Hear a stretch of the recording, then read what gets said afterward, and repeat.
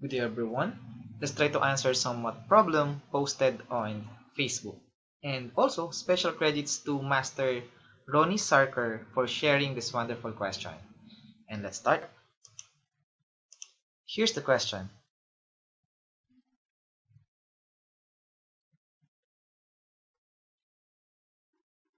Two squares are on the diameter of the circle. The question is, what is the area of the circle? Now, if you want to try this problem, just pause this video, and if you're ready, here's the solution. And I hope you pause this video. Now let's see if you got the correct answer. I will provide two solutions in this question. So let's start with the first solution. First thing to do is to let x be the side of this red square and y be the length of the side of this blue square. It follows that each side of this red square must be equal to x. Now consider this right triangle. Now since it is a right triangle, we can use the Pythagorean theorem. If we do that, we get that x squared plus y squared equals 2 squared. Or simply, we have x squared plus y squared equals 4. Next thing to do is to focus on this figure. Now at this point, let the intersection of the red square and blue square to the circle as M and N. Next, draw the diagonals of these squares like this. It follows that we have 45 degrees and a 45 degrees, therefore we create a 90 degrees. Since we know the lengths of the side of these squares, it follows that we can easily find the length of its diagonal. And the diagonal of this red square must be equal to x multiplied by the square root of 2.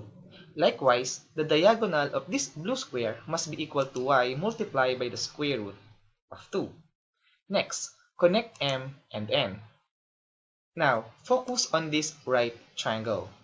Since it is a right triangle, we can use again the Pythagorean theorem to solve for the length of mn squared. So it follows that mn squared must be equal to x squared of 2 quantity squared plus y multiplied by the square root of 2 quantity squared. Now simplify, x squared of 2 squared will give us 2x squared and y squared of 2 squared will give us 2y squared. Factor out 2, we get 2 multiplied by x squared plus y squared. But don't forget that x squared plus y squared must be equal to 4. Therefore, mn squared must be equal to 2 times 4 and 2 times 4 will give us 8. Keep in mind that mn squared must be equal to 8. So let's take on the top, mn squared must be equal to 8. Next, what we're going to do is to locate the center of the circle. Don't forget our goal. Our goal is to find the area of the circle. Therefore, we need to find the length of its radius. So from the center of the circle, draw the radius directly to point M and point N like this. And let's call the radius be equal to R. So our goal is to solve for the value of R. Now, to solve for the value of R, one way to do that is if we know this angle, we can use cosine law because we know the length of MN. If we know arc MN, we can also know the angle between the radius because this is just the arc MN because this is called the central angle. Now the question is there a way to find out what is the measure of arc MN? And the answer is there is.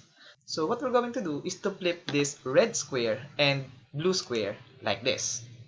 Next, let's call the intersection of this blue square to the circle as n prime. Now, connect M and N prime like this.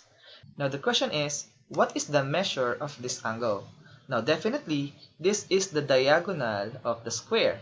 Therefore, the measure of this angle must be 45 degrees.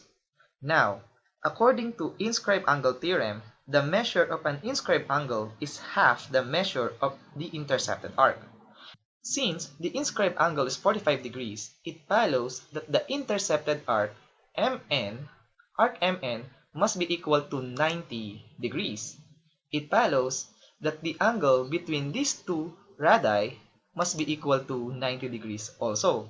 It follows that this triangle must be a right triangle. Therefore, we can use again the Pythagorean theorem. So if we do that, we get mn squared equals r squared plus r squared. Now, r squared plus r squared will give us 2r squared. Now, take note that mn squared must be equal to 8. So, we can replace mn squared by 8. So, we have 8 equals 2 times r squared. Divide by 2 both sides and we get that r squared must be equal to 4. Now, don't forget that the area of the circle must be equal to pi r squared. Now, we know the measure of r squared should be 4. It follows that the area of this circle must be equal to 4 pi. And don't forget the unit. We have unit squared. And we're done.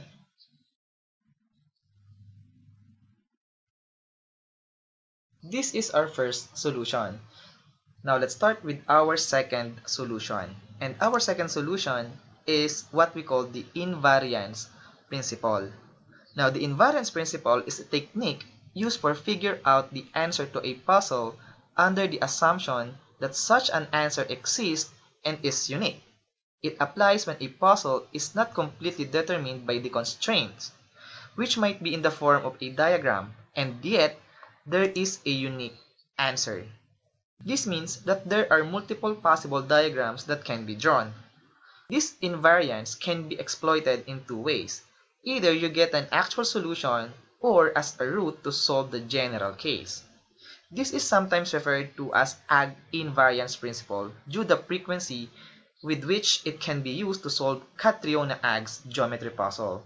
Now, if you're not familiar with Catriona AG's geometry puzzle, just search her name in the Twitter, Catriona Shearer, and you can see a lot of geometric puzzle that she created. Now, we will use this principle to answer this question. Now, as you can see, we can draw a lot of diagrams with respect to our original picture. And the easiest way to find the area of the circle is by using this third diagram, wherein the two squares are equal. Now, since they are perpendicular to the diameter, it follows that their intersection must be the center of the circle. Therefore, we can create another diagonal of the square, and this diagonal will represent the radius of the circle. And we know the length of this diagonal. This is just 2. Therefore, the radius of the circle must be equal to 2. And the area of the circle must be equal to pi r squared. It follows that the area of this circle must be equal to pi times 2 squared, or simply 4 pi, and don't forget the unit, square units. And we're done.